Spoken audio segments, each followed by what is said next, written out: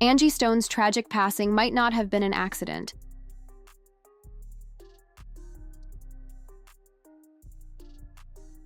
About 4 a.m. on Saturday morning, me and my daughter were driving to Charleston, South Carolina for her sweet 16 birthday getaway. We came up to a truck Jaguar with a Wright trailer is exposing the and its dark flashers were on, secrets so we behind slowed it. down some, and that's when I noticed there was an overturned vehicle in the fast lane. Have y'all seen the video that a lady posted recently who says she came upon a very tragic accident very recently decades, where there's Angie an Stone was a overturned powerhouse in the music van industry, that was shaping hit the by an sound of 18-wheeler? neo-soul and inspiring legends like Erykah Badu and Jill Scott.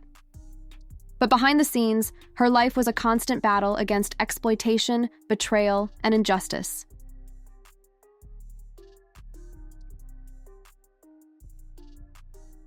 It looked like it just happened. I pulled over, I put my flashers on, and I told my daughter to stay in the car.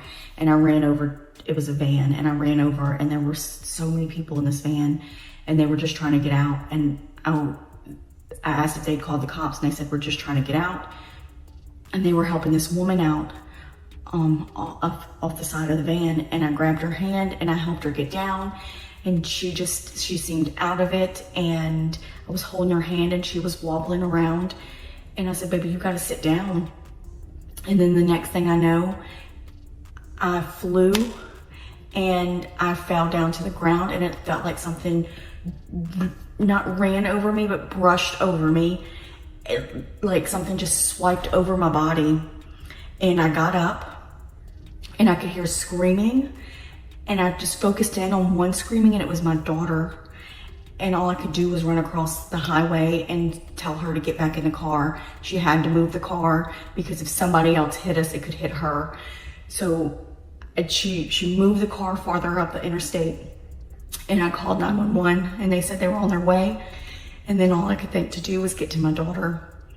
And that's all I could do in that time. And when I was walking to my daughter, we're really running, the best that I can do, I was in so much pain. My chest felt like an elephant was sitting on it. My legs were so hurt and sore. And I looked up, and there was an 18-wheeler that had crossed the median into oncoming traffic. And I knew that's what hit me and ran over and brushed over me was the 18-wheeler. And my daughter's freaking out. She'd already called my husband by then and my father-in-law. And I just told her, we've got to get to the hospital. I can't breathe. It was so hard to breathe. I'm gonna post a video of the 18-wheeler after I left the hospital, driving back through to get to my husband and my son.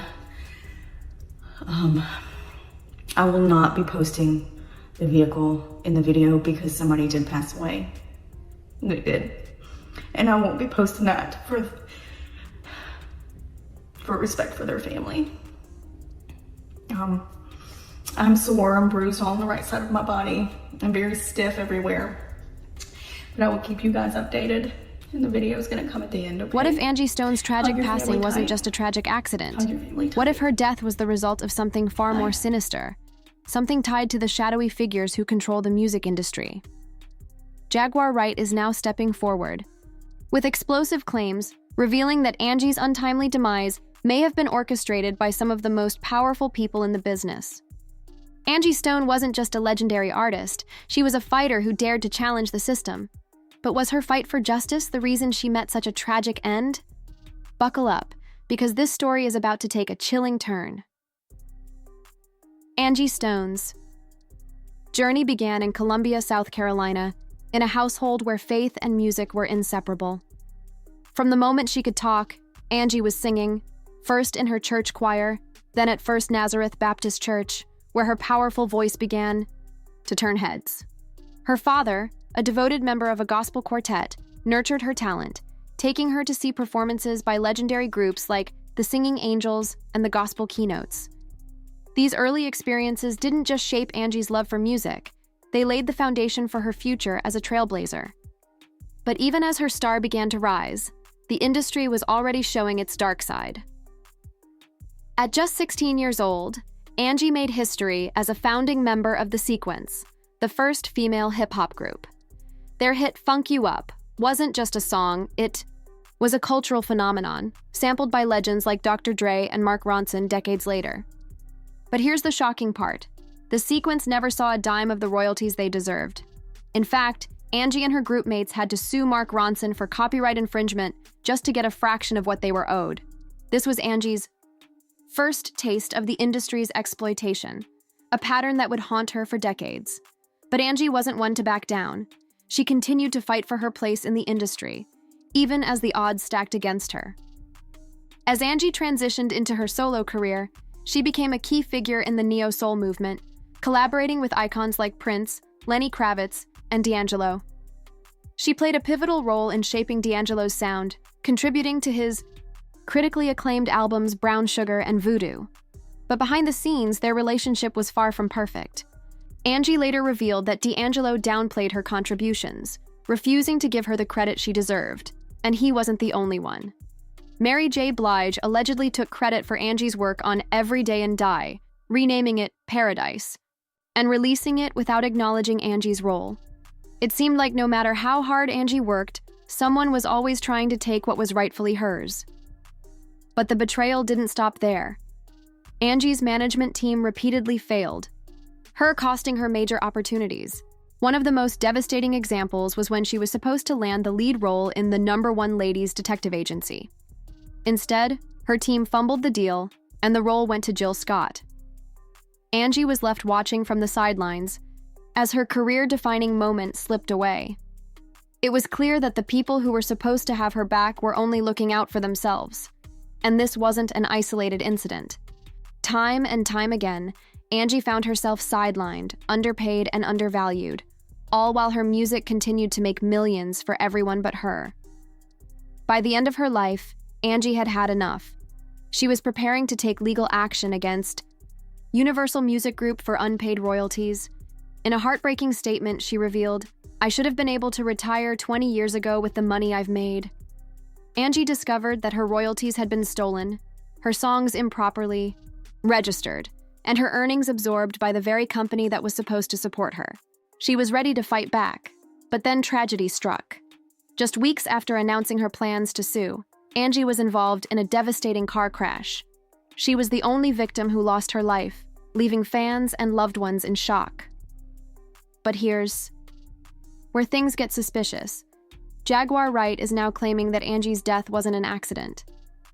She alleges that Angie was silenced for exposing the industry's darkest secrets, and the details of the crash only add to the mystery. How? Was Angie the only casualty? Was she already gone before the crash even happened? The math just isn't adding up. And when you consider the timing, just weeks after Angie announced her lawsuit, it's hard not to wonder if there's more to the story. Jaguar isn't the only one raising questions. Fans and industry insiders alike are starting to connect the dots, and what they're finding is chilling. Jaguar Wright isn't holding back. She's calling foul play, claiming that Angie was unalived by powerful people in the industry. And Jaguar knows firsthand how ruthless these players can be. She's been fighting her own battles against exploitation, revealing that she's lost millions to the same system that failed Angie. "They've been robbing me for years," Jaguar says. "They stole more money from me than they stole from Angie." Her claims have sparked a wave of speculation, with many wondering if Angie's death is part of a larger pattern of silencing artists who dare to speak out. And when you look at the history of the music industry, it's not hard to see why people are suspicious. From mysterious deaths to shady business deals, the industry has a long history of swallowing up artists who fight back. This isn't just about Angie Stone or Jaguar Wright, it's about the entire music industry. For decades, artists have been exploited, underpaid, and silenced. And while some, like Angie, have tried to fight back, the system always seems to win. But now, with whistleblowers like Jaguar Wright speaking out, the tide may be turning. Fans are starting to demand accountability, and the industry's dirty secrets are being exposed one by one. The question is, will anything actually change, or will the cycle of exploitation continue? Angie Stone's legacy is undeniable. She was a trailblazer, a visionary, and a voice for a generation. But her life was also a testament to the dark, Angie was side planning of the to music take legal industry, action against a world where UMG talent over is unpaid exploited, Jaguar to pull credit up is with some of the stolen, most and shocking justice secrets is that the often most out of powerful reach. people in the industry Now, want to remain. with Jaguar Wright's explosive claims, we're left with more questions than answers. Was Angie Stone's tragic passing really an accident? Or was it a calculated move to silence her? Let us know what you think in the comments. And don't forget to check out the next video for more shocking revelations.